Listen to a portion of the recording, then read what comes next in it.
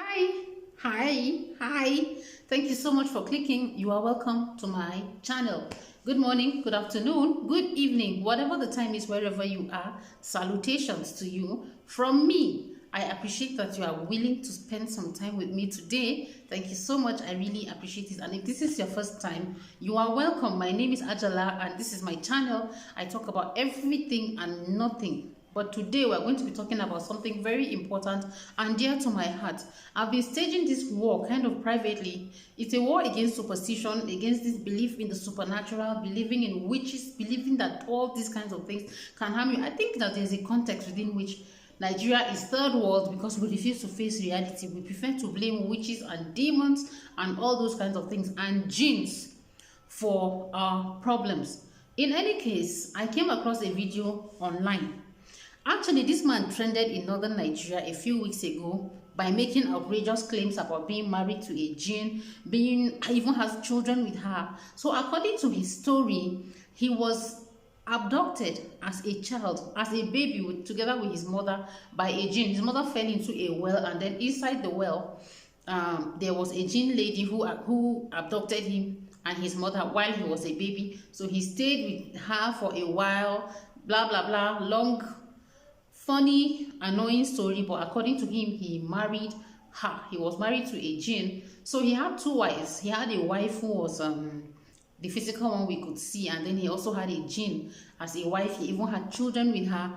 He did all sorts of tricks. You know, when you have a keen eye, you'll be able to see that it is a trick. But according to him, he was married to her, and she even used to send money to him from the jinn world. She took him to the Bermuda Triangle. So the man even knew that there's a place called the Bermuda Triangle, and I was impressed. So he said she took him to the Bermuda Triangle, took him to one other place like that, I can't remember, but that's where he has been going to. He even has sex with her. She comes to visit him and go. Absolute nonsense. And I was like, come on, Nigeria, we're in trouble. If people, a large number of people in Kano can believe in this kind of rubbish, then honestly speaking, there is a lot of work that we need to do. In any case, this man was also a medicine seller. He sells traditional medicines, all those agbo, all those kinds of drugs. Anyway, he sells them. So yesterday my sister sent me a video of this same man only for me to find out that he was actually claiming on camera that he was lying. And according to, so I'm going to put the video after this rhetoric of mine. And he was claiming one that he was lying, and he's very sorry for lying because people went and investigated, government people, that would be Kano Broadcasting Corporation. They went and investigated and found out that he was lying. He admitted that he was lying. He also said that there was no jinn. He's never married to a jinn. Even admitted that there's no such thing as jinns. Government is more powerful than jinns. I'm going to drop the video right now and then I'll come back with the translation and more commentaries. Hold on for a minute. Wanda aka fi sani da shaman din maganin gargajiya na jihar Kano. Mijin aljana a da kuka? Mijin aljana a da. Yanzu auren ya mutu, na sake ta saki uku. Ina batun wancan magana. Na saki aljana saki uku a gaban ubana mai biyo gwamna shawara. Na sake ta. Ita ta san ka sake ta? Ta sani. Yanzu ina magana da kai a baya cewa to magana da ne rijiya.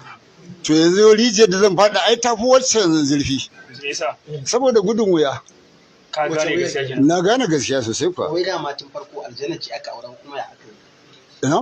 A takaice aljanna ka aura da kuma ya. Ni abin da ya haɗa ni da aljanna na taso ne, ita mahaifiyata tana da larurar aljanu shekara 42.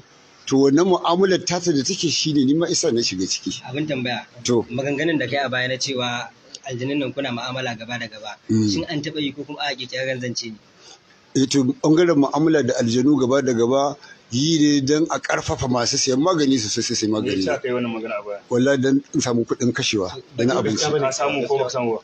Na'am. Ka samu. Ina nema dai ina na samu, amma dai na sai kayan abinci. Batun cewa za ka ci gaba kenan. A zan da kai kuma an ce an tubo kana zancen za a ci gaba. Batun cewa an fa ka faɗa rijiya tsawon lokaci sai daga baya. A duk wannan an gaya maka dan a zo a sai magani na ne, kuma ana kai ko kai baka gane labarin ba. Gaskiya ka faɗa ba kenan. Ai kawai ni na faɗa ne. Na zan yi ba dole ba. Mutanen Kano da ka sa su a wani yanayi na ruɗu ya. A su kwantar da hankalin su, ina neman ahuwa su, ina neman gafarar su da na ƙasa ma gaba ɗaya su yafe mu.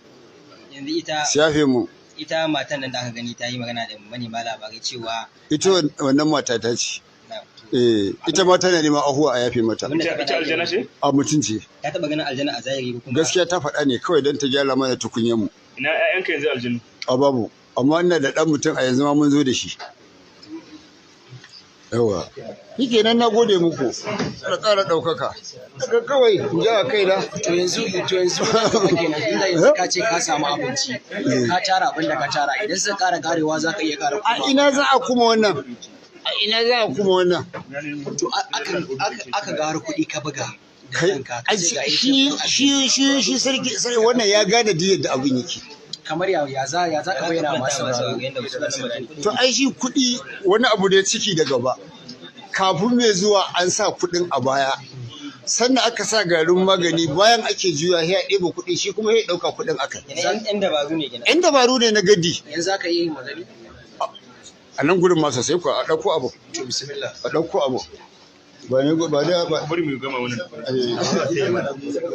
bismillah bari ya gwada mana yadda yake gani yawa ai shi har a wani abu a yi shi a gane tunda dai ni ma kaina fa na ga wani fa ya burge ni wallahi fararen takardu aka saka wallahi da aka juya hega kuɗin Najeriya ni kuma nawa baya yiwa da farare sai na zuba kuɗin da kaina wallahi shi ne kawai bakin ciki wallahi na koma makaranta wajen malam na ƙara karatu wallahi to shi ke ne kamar dai yadda kuke gani malam mai mata ana kula da ni ko sai gwada mana yadda yewa jama'ar fa'ida a wancan lokaci ya ce fa'ido kawai dabara ce ta gaddawa ya fito da kuɗi sababbi a karamin kallahu yanzu gashi zai gwada mana yadda yake irin wannan kuɗin hoto ko kuma in ce yadda dabaru nasa ana kula da ni to shi kenan kaga kuɗi nan kafin fa wannan za a burge yazo to shi wannan izo kuɗin yana ƙasa sai a ajiye shi haka sai a ɗebo garin magani sai a barbada to ana barbadawa duk ana lura da ni abu ne fa practical ba wannan abin nan ɗinsa ba yadda za a yi ne a ɗan samu yara su ɗan samu abin nan duk kuma tun da gwamnati ta ce na bari ba dole ba isa don ubana ba dole in bari za da gwamnati kai dole ka sallama gwamnati ikon Allah Amma an fi karfin ka kenan. kai ai ko aljani gwamnati ta fi karfinsa. To yanzu da ce gwamnati ba ta kira ka ba kan wannan lamari za ka ci gaba da. A'a ni da ma buri na in samu ga buhun shinkafa ga na dawa in suka haɗu shikenan sai in daina yi. To kula da ni. Ai kun ga dai gashi da aka yi. To shikenan sai a haka. To kuna gani na ita nan na rufe. To shikenan sai a ɗaga kai haka ana ya dandama ya iliya kawai shikenan sai in hannu na haka. Kaga kai kwakwalwarka ba littafin ne a gaban ka ba kai ma so kake gano ya dafa ya ile. To shikenan sai a buɗa. To yanzu dan Allah dan Annabi kaga shi a gurin sa ai amma kudi shi kenan shine abu A yanzu wannan kudin gaske ne? gashi kuma gashi a gaban ka fa aka yi shi ne fa karatun ba wani abu bane wancan lokacin kamar har kyautar suka bayar yanzu ma na ba ku na ba su wallahi na ba su Okay, guys, sorry. Did you hear what he said? For those of you who do not understand Hausa language, he said there's no jinn. Okay, I find this story very, very funny. I find it very annoying, and it still gives me a sinking feeling in my stomach. I've been saying this thing: poor people have no values. He said that he did it basically because he wants people to come and patronize his medicines. And that all he wanted was to be able to afford a bag of rice and a bag of dawa. It sounds, dawa is guinea corn in Hausa language. It sounds ridiculous, you know. A bag of corn is about 23,000 naira. That's less than about $50 or so. And I don't know how much a bag of dawa is. I don't eat dawa that much. It's poverty that drove this man to do what he did. But why am I even making this video? Because frankly speaking, these kinds of people are in the majority. There are a lot of people who, when they are sick, they will first go and visit a juju man. It is when the juju man tells them, this one passed my power, before they will go to the hospital. And by then, probably because the sickness has deteriorated or it has gotten very, very seriously. One man in my village was even claiming to cure cancer. Let me tell you a funny story a friend of mine told me. He told me that he has these scars all over his body. And he told me that when he was growing up, they used to take him to a medicine man to cure him of malaria.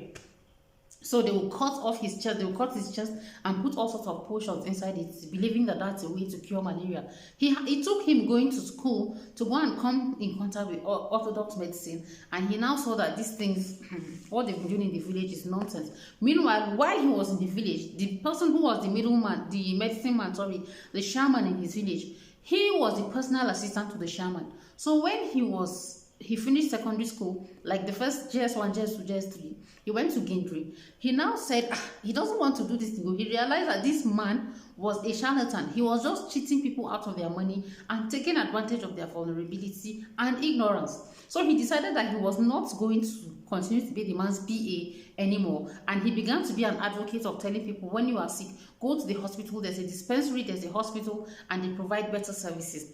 Only for the babalawo, the juju man, the shaman, Boka, to come and meet him and say, why are you spoiling business for us? I'm willing to pay you more money. Keep quiet about this thing. So most of these people are just making money off people who are refusing to open their eye and smell the coffee.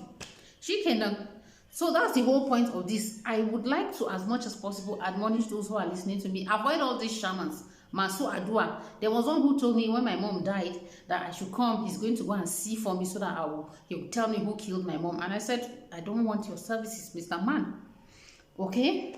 Let us steer clear of these kinds of things. There are many, they are all over the place. You see them having all sorts of names. In fact, some of them have become digital now. They can come on Facebook asking to pray for you, asking for this, asking for that.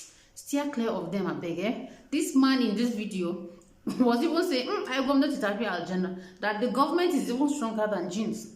His wife was in on it. They agreed together that they were going to lie to scam a lot of people. And the truth of the matter is, most of them that are selling these potions, if you ask them to give you their medicine so that you can do a clinical analysis of it, you'll find that maybe they are just using orthodox medicine. They will carry the back of any tree and lie about it. We have to be very careful, and I just thought it would be duty bound on me to bring this to the notice of everybody, especially those who are patrons of these kinds of things. For me, you cannot catch me dead visiting. When I am sick, I go and visit a shaman or visit a Adua, whatever fancy name you give them. I don't believe that anybody can see the future. I don't believe anything apart from medicine in the hospital. If medicine in the hospital does not cure me, then I know that it's a very, very big deal. A friend of mine the other day suffered from incessant headaches for a very, very long time, and he was already blaming somebody in the village for the headache until his boss came and told him, you are going to get away from here, go to the hospital and don't come out of that hospital until you have found what is the solution to your problem. He obeyed his boss, went to the hospital, and then they found out that he has a brain tumor. They did not go far to treat that brain tumor. It was in Jos that they treated the brain tumor, in Ju.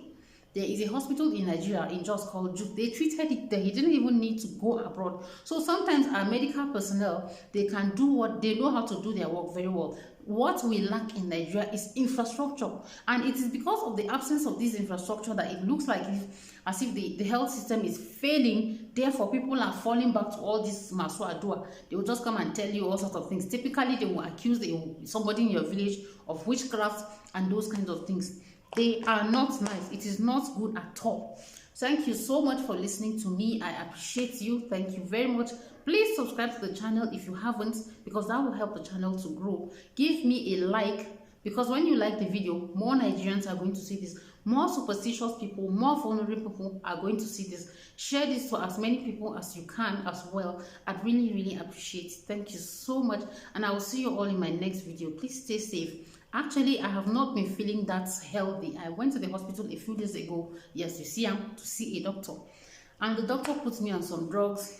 It is Nigerian sickness that is worrying me, malaria, and I've also been under a lot of stress, but I'm better right now. So I'm better, but I'm still on drugs. I will see you all in my next video. Thank you so much. I appreciate it. Bye bye.